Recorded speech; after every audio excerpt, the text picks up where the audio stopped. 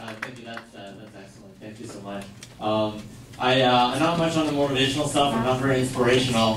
So unfortunately, I think they got the wrong person for that job. But I am good at telling stories. So that's something I'm going to do today. So as I said, my name is Jeff Preston. You guys can call me Jeff or Presto, as some of my friends call me. Not because I'm magical, but because my friends are not very creative. They just drop the N off of Preston. I have very stupid friends. It's a sad realization I'm having right now as I joined your school. And right now I'm a student at the University of Western Ontario. I'm currently doing a master's in media studies, which is basically a fancy way of saying that I watch a lot of TV, a lot of movies, and then I write essays about them, sort of, when I'm not procrastinating, which I don't recommend. A lot of late nights. A lot of late nights. And basically what I'm trying to understand in my studies is I'm trying to understand why people think certain things about disability.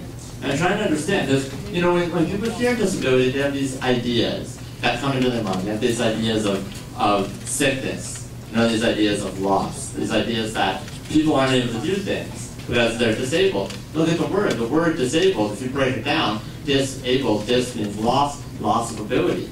Means you're not able to do that. And even look at older words like handicap. And handicap is an interesting word, so I hate the word, I can't stand it.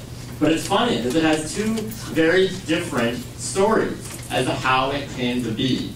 And the first story, which is really interesting, is that they say that people in Britain, back in the day, people in Britain with disabilities were beggars. They were always on the street, and they always had their hand out for money, because they wanted money, because they were disabled, so they needed money.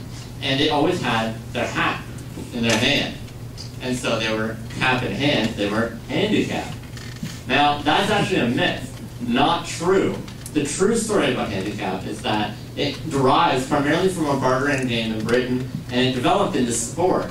And the idea was that when you had a horse, primarily a horse for racing, that was better than other horses, you put weight on it. You put an extra weight on the horse to slow it down, to make it fair for all the other horses. So they said, well, this is perfect for people with disabilities because they have an extra weight, which I don't think that's true either, because first of all, I don't walk, so I don't carry any weight.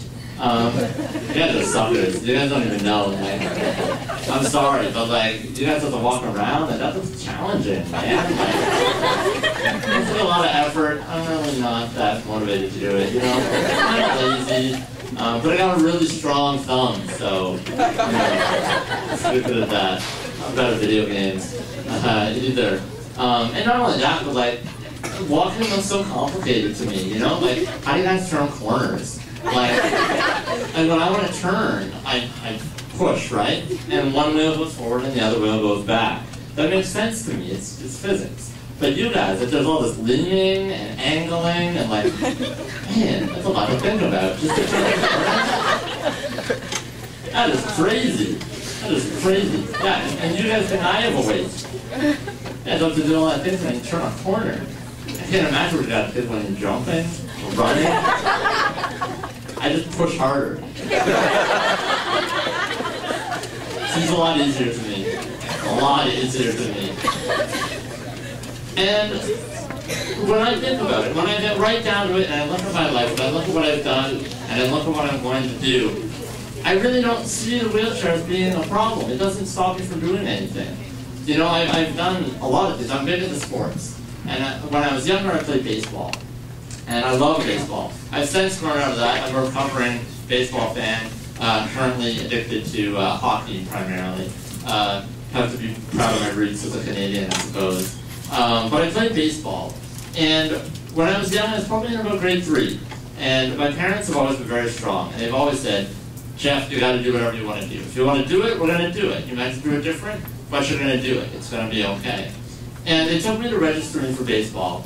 And the people looked at me and they said, well, how is he going to play baseball? We've never had someone in a wheelchair play baseball, but I don't know if people in wheelchairs play baseball. I said, well, yeah, I play baseball. So they said, well, okay, we're going to try and figure this out.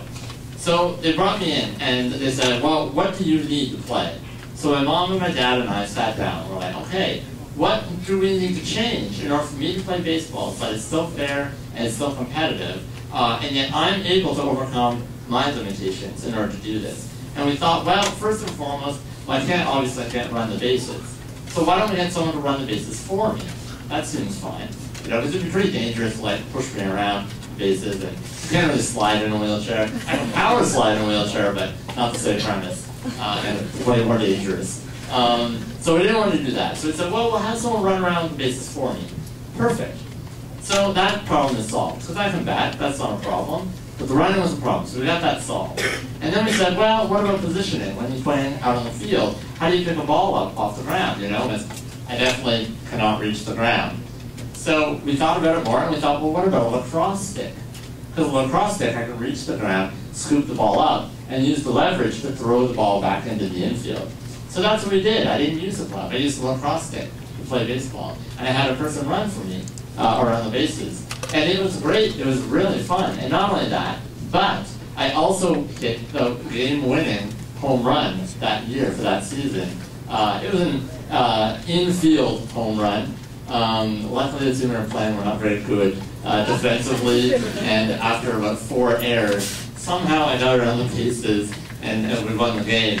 It was a tremendous experience, and it was an experience that before I had done it, no one else in my community had done. No one else in a wheelchair had done that before, because they said, no, people with wheelchairs don't play baseball, because they can't play baseball, so why should they?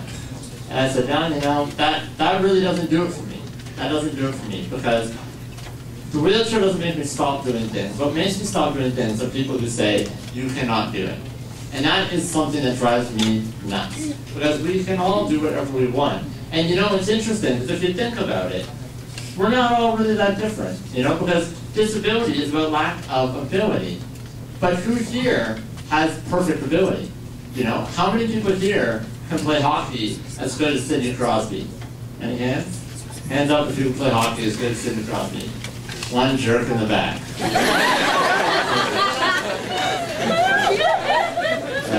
Everybody get his autograph, because we have a star in the room. The thing is, no one here is able to play hockey as good as Sidney Crosby. No one here is able to play golf as good as Tiger Woods, which means you all have a lack of ability.